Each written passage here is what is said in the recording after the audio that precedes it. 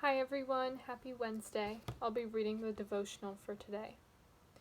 Then Judas Iscariot, who was one of the 12, went to the chief priests in order to betray him to them. When they heard it, they were greatly pleased and promised to give him money. So he began to look for an opportunity to betray him. When it was evening, he came with the 12. When they had taken their places and were eating, Jesus said, "Truly I tell you, one of you will betray me, one who is eating with me." They began to be distressed, and to say to him one after another, "Surely not I." He said to them, "It is one of the 12, one who is dipping bread into the bowl with me. For the Son of Man goes as it is written of him, but woe to that one by whom the Son of Man is betrayed. It would have been better for that one not to have been born."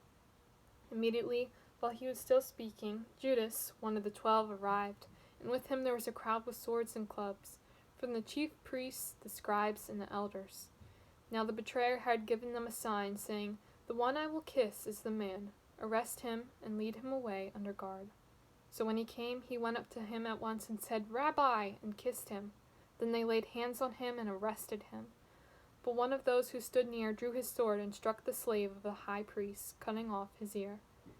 Then Jesus said to them, "Have you come out with swords and clubs to arrest me, as though I were a bandit? Day after day I was with you in the temple teaching, and you did not arrest me. But let the scriptures be fulfilled." All of them deserted him and fled.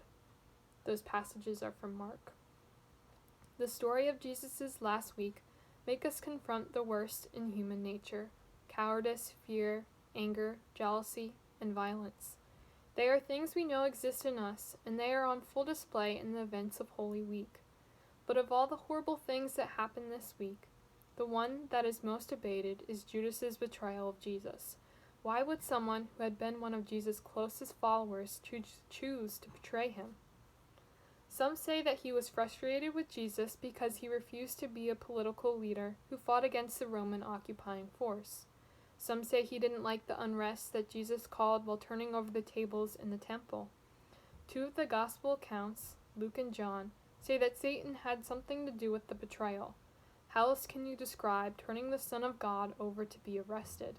And some applaud him as a martyr or a hero because he set in motion the events that would bring God's salvation to us. You can struggle with the story and decide for your own self, but Judas's betrayal also makes us look at ourselves and see the moments when we have turned on those we once loved, sometimes because of how they hurt us, or sometimes because we dislike something about ourselves that we see in them. And Judas makes us look at the times we have run away from God, when we just couldn't trust that love was for us, or that it meant all that much anyway. But we don't remember these painful moments to beat ourselves up.